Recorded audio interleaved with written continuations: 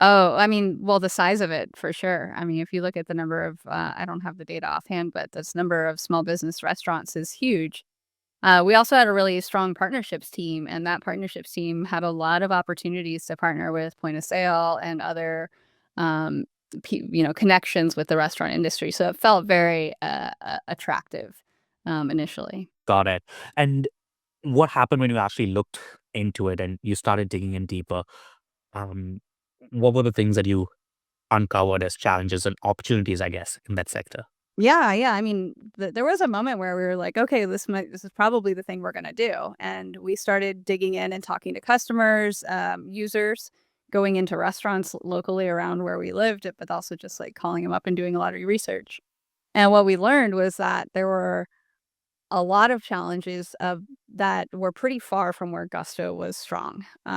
For example, different languages. We didn't have different language support, and a lot of restaurant workers were looking for Spanish language support.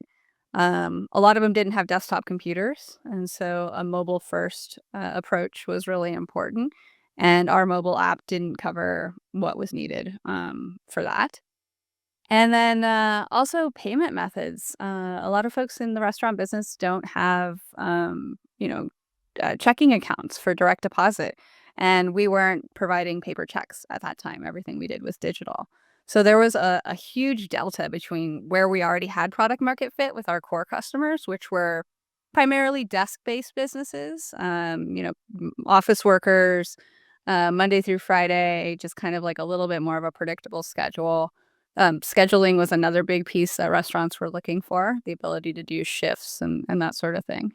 So, it turned out to be a little bit bigger of a jump than we initially thought. How do you drive alignment around this decision, right? Around, hey, let's not pursue this market. Yeah. I don't know if I don't know how the conversation went with GTM, but at least from my experience, it's always a push, right? Yeah. Where there's this huge opportunity. Why can't we really go after it? How did you drive this alignment with GTM teams? That this probably isn't what we should be doing right now. Yeah, I think the best way to drive alignment with any team is one, remind everybody that we're on the same team. We're all working, in this case, we're all working for Gusto, because that's easy to get lost when you're in, an environment where everybody's optimizing for different, a little bit different of a result. And really just to start with data. So digging in really, as much market research as we could, both just at a macro level, but then these UXR user interviews, and then starting to think about the margins as well. The longevity of small businesses in the restaurant business compared to some of the other ones, the amount of risk we were going to be taking, but given the amount of like the distance in our the product market fit we had with our current product, and like we'd have to continue to build quite a bit to get to that minimum bar where we were able to say we appropriately were able to serve restaurants. And Got so it. having yeah. Yeah.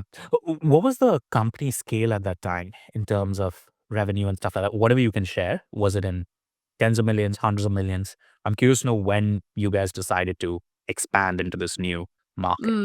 Yeah, we were as a company in the hundreds of millions. Got Yeah. it.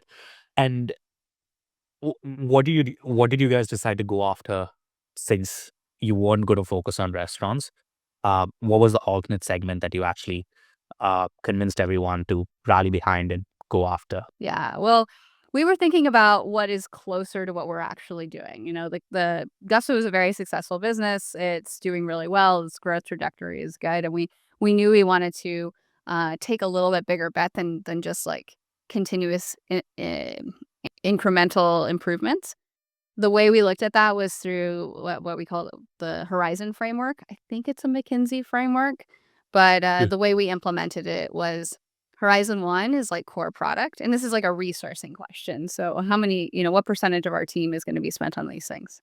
Horizon 1 is core product, so that was serving our primary businesses, small businesses. Horizon 2 is expansion. So, how do we wanna expand? Would it be restaurants and retail or something else? And then Horizon 3 are moonshot bets, and so these are things that are just, like, way out there. They have high risk, but high reward if we're gonna go after it. And so, I was responsible for Horizon 2, which is that expansion piece. And so the team was really thinking about where are we closer based? And like I mentioned, we're desk-based employers.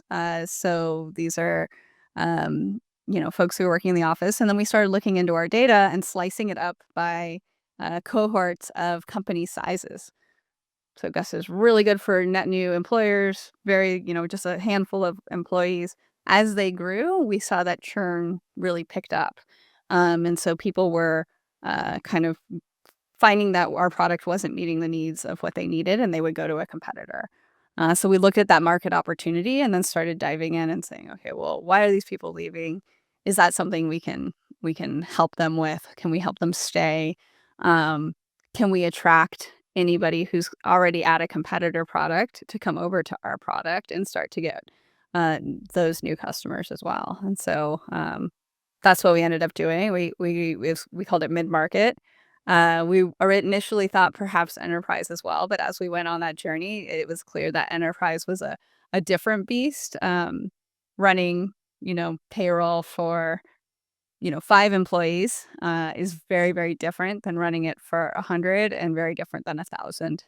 And so that larger and enterprise piece actually ended up becoming embedded payroll, which is now live with like Chase and FreshBooks and Lattice and a number of other companies who are kind of white labeling Gusto's payroll product.